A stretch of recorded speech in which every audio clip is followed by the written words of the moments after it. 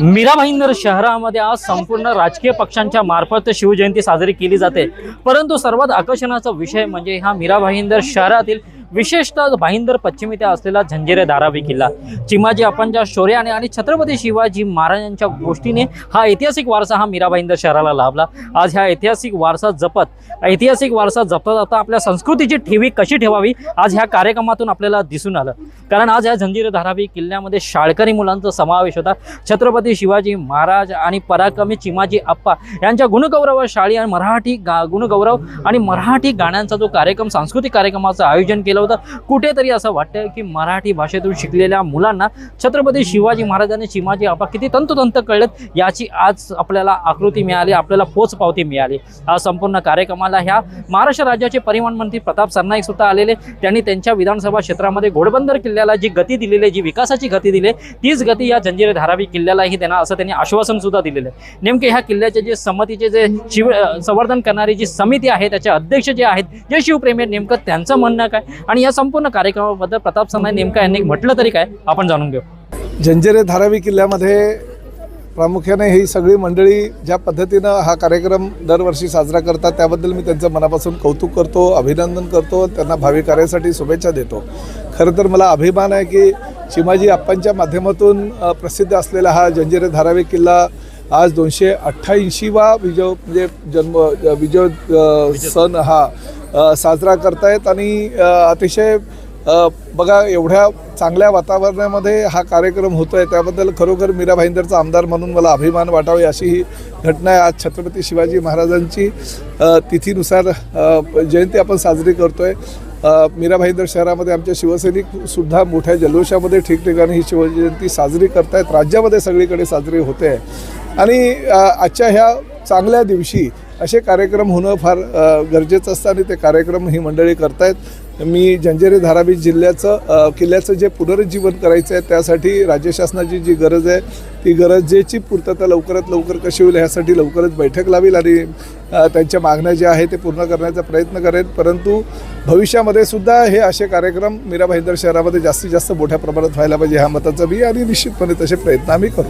Sir, आता अर्थसंकल्प जाहीर झालेला आहे, याच्यामध्ये सर्वसामान्यांसाठी नेमकं मिळालं नाही? खूप काही मिळालं आहे बघा। महायुतीचं सरकार आहे, अतिशय चांगल्या प्रकारचं काम करणारं हे सरकार आहे। देवेंद्रजी फडणवीस, एकनाथजी शिंदे, सुमित्राताई पवार अतिशय चांगल्या पद्धतीचं काम करतात। MMRDA क्षेत्रामध्ये अतिशय चांगल्या प्रकारचं इन्फ्रास्ट्रक्चरची करण्याची भूमिका आदरणीय मुख्यमंत्र्यांनी, दोन्ही उपमुख्यमंत्र्यांनी घेतलेली आहे। मीरा भाईंदर आणि ठाणे आणि मुंबईमध्ये भरभरून त्यांनी दिलेलं आहे। शेतकऱ्यांना कर्जमाफी केलेली आहे, 2 लाखपर्यंत कर्जमाफी ही काही छोटी गोष्ट नाही आहे। जी घोषणा आम्ही निवडणुकीच्या काळात केलेली त्याची आता पूर्तता केलेली आहे। रेग्युलर हप्ते भरणारे जे शेतकरी आहेत त्यांना प्रोत्साहन म्हणून 50,000 रुपयाचं अनुदान शासनानं जाहीर केलेलं आहे। लाडक्या बहिणीची योजना कधीही बंद पडणार नाही हे जाहीर केलेलं आहे। अनेक योजना जाहीर करत असताना ज्या काही जुने आमचे हे गड किल्ले आहेत त्याचंही पुनरुज्जीवन योग्य प्रकारे करता येईल, चांगल्या प्रकारची डागडुजी त्याची करता येईल ही भूमिकासुद्धा राज्य शासनाची आहे आणि अजूनही भविष्यामध्ये ज्या काही योजना करायच्या त्या योजना निश्चितपणे महायुतीच्या सरकारच्या माध्यमातून आम्ही करू। सर, घोडबंदर किल्ल्याला तर आपल्यामार्फत पुनर्जीवन तर मिळालं, पण हा झंजिरे धारावी किल्ला अजूनही 100% मिळेल। कारण शेवटी कसं आहे, हा माझा मतदारसंघ नसल्याकारणानं काही अडचणी मला निर्माण होत राहतात, आजपर्यंत होत होत्या, कारण त्यावेळेस मी फक्त आमदार होतो, पण आता राज्याचा मंत्री आहे।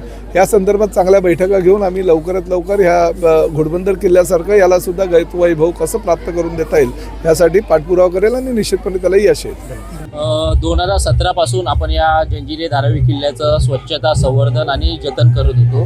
हळूहळू महानगरपालिकेकडे, प्रशासनाकडे पाठपुरावा करत करत एक गड आपल्या या किल्ल्यावरती जो या किल्ल्याचा 6 मार्च 1737 साली जेव्हा हा किल्ला जिंकला होता त्याचाच आपण विजयोत्सव दिन आता गेली 5 वर्ष सातत्याने जल्लोषामध्ये संपन्न करतोय, राबवतोय आणि विविध कार्यक्रम ह्या आपण विजयोत्सव दिनामध्ये करतोय। मशाल मानवंदना देतोय, महाराष्ट्राची गौरवगाथा हा एक कार्यक्रम आपण ह्या आपल्या किल्ल्यावरती राबवून पूर्ण मीरा भाईंदरची जी नवी येणारी पिढी आहे ती किल्ल्याकडे कशी वळावी, त्यांना आपला इतिहास कसा काय माहिती पडावा याचा आम्ही सातत्यपूर्ण प्रयत्न करतो।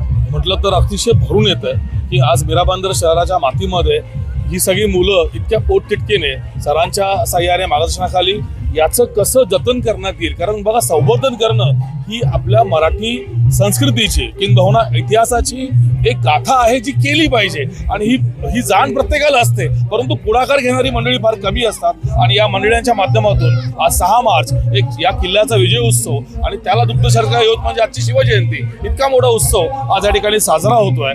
पूर्णपणे ही टीम प्रयत्न करते की या किल्ल्याचं संवर्धन लवकरात लवकर कसं केलं जाईल. कारण हे किल्ले राहिले तरच आपण इतिहास महाराजांचा पुढच्या पिढीला सांगू शकतो. कारण हे पुरावे आहेत त्या शौर्याचे, त्या गाथेचे, आणि हा प्रयत्न ही मंडळी करतात. याबद्दल खूप खूप खूप कौतुक करावंसं वाटतं. बघा, मीरा महापालिकेमध्ये 2 किल्ले आहेत, दोन्ही ऐतिहासिक आहे. हा एकमेव असा किल्ला आहे जो नोटिफाईड नाही आहे. त्यामुळे शासनाचा, प्रशासनाचा, नागरिकांचा पॉलिटिकल विल पॉवर त्या किल्ल्याकडे अजिबात नाही असं म्हणावंच लागेल. पण आम्ही आमच्या समितीने निर्णय घेतलेला आहे. आम्ही अनेक वर्षापासून या किल्ल्यावर येऊन मेहनत करतोय, मोहीम करतोय, साफसफाई करतोय. प्रशासनाचे बोर्ड, किल्ल्यावर लावलेली बोर्ड देखील प्रशासनाने व्यवस्थित देखरेख केलेली नाही. ते मी मंत्री महोदय प्रताप सरनाईक साहेबांना दाखवलं देखील आहे. या ठिकाणी कशा पद्धतीने प्रशासन दुर्लक्षण करीत आहे. जर या किल्ल्याची जास्त मोठी अपेक्षा नाही आहे. 8,102 स्क्वेअर मीटरची ही किल्ला आहे. त्यामध्ये पण 3,000 स्क्वेअर मीटर जमीन केंद्र शासनाची आणि राज्य शासनाची राहिली फक्त 5,102.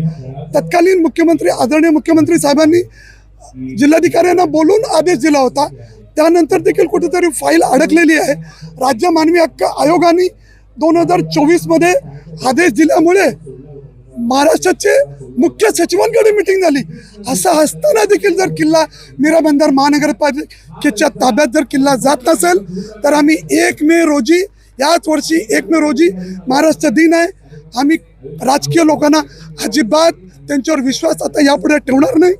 1 मेला तुम्हाला आमची समिती आझाद मैदानवर उपोषणाला बसल्याशिवाय आम्ही राहणार नाही. कारण आम्ही खूप, आज शिवजयंती आहे, छत्रपती शिवाजी महाराजांचा वाढदिवस आहे.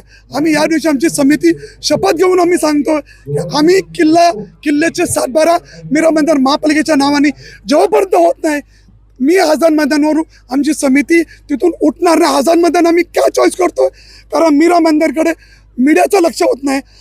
आझाद मैदानात जर बसलो तो नॅशनल नाही, इंटरनॅशनल बातमी होईल. एक चिमाजी अप्पांच्या किल्ल्यासाठी आम्हाला एवढं वर्षापासून पत्रावर करावं लागतात. एक मूर्ती आली, चिमाजी अप्पांची मूर्ती अश्वारूढ पुतळा आणण्यासाठी या ठिकाणी आम्हाला 14 वर्ष लागली. तत्कालीन SP मॅडम अर्चना त्यागी मॅडमनी NOC दिल्यानंतर देखील या ठिकाणी पुतळा आणण्यासाठी आम्हाला 14 वर्ष लागतंय. अजून किती वर्ष आम्ही या मीरा भाईंदर महापालिकेच्या नावाने किल्ला होईल म्हणून याची वाट बघावी. हे अतिशय दुर्दैव आहे. पण आज थोडीशी हिंमत आली आमची की या ठिकाणी नामदार प्रताप सरनाईक साहेब आले, त्यांनी आश्वासन दिले. बजेट सेशनच्या नंतर आमची मीटिंग नक्कीच त्यांच्याबरोबर होईल अशी आम्हाला आशा आहे. 1 मेच्या आत चांगली संधी मिळेल तर 1 मेला जर 7-12वर मीरा भाईंदर महापालिकेच्या नावाने जर 7-12 आली तर मंत्र्यांच्या देणगीमधूनच, त्यांच्याच आमदार निधीमधूनच इथे पुन्हा असंच कार्यक्रम जोरदारने करू आम्ही. याचं कारण काय माहिती आहे का, हा किल्ला मेन म्हणजे बेसिकली नोटिफाईड किल्ला नाही आहे. मी 81 पासून या किल्ल्यावर सतत येतोय, पत्रव्यवहार करतोय. पण आता आम्ही गेल्या 5 वर्षापासून मोहीम करतोय. अनेक शिवप्रेमी, शिवभक्त या ठिकाणी मोहीम करत होते, पण मीडियाकडे कधी आकर्षित झाले नव्हतं. कारण आम्ही मोहीम करून दर 6 मार्चला हा कार्यक्रम इथे केल्यामुळे आज आम्हाला मीडियाचा फुल सपोर्ट आहे. पण जे विल पॉवर पाहिजे, पॉलिटिकली विल पॉवर पाहिजे, ती विल पॉवर या ठिकाणी नाही. कारण या ठिकाणचे आमदार, या ठिकाणचे महापौर, मी आमदारांना 2002 पासून ओळखतो. ते फक्त याचे स्थानिक आमदार मेहताजी फक्त 2 वेळा आलेत या ठिकाणी. त्यांना माहीत पण नाही या ठिकाणी किल्ला होता. पण गेल्यावेळीचे आमदार गीता जैन मॅडमनी 5 कोटी रुपये आणली होती. त्याचे तत्कालीन खासदार राजन विचारे साहेबांनी देखील 5 कोटी रुपये आणले होती. 10 कोटी रुपयाची एवढी मोठी रक्कम आमच्याकडे असताना ती परत गेली, याचं आम्हाला अत्यंत दुःख आहे, अत्यंत दुःख आहे. यावेळी आम्ही ठरवलं आमच्या समितीने 1 मेला महाराष्ट्र दिन होकर ही रहेगा आज़ाद मैदान पर. उसके पहले 7-12 पे नाम चढ़ाओ, वरना समिति अब किसी को बख्शेगी नहीं. जय शिवराय.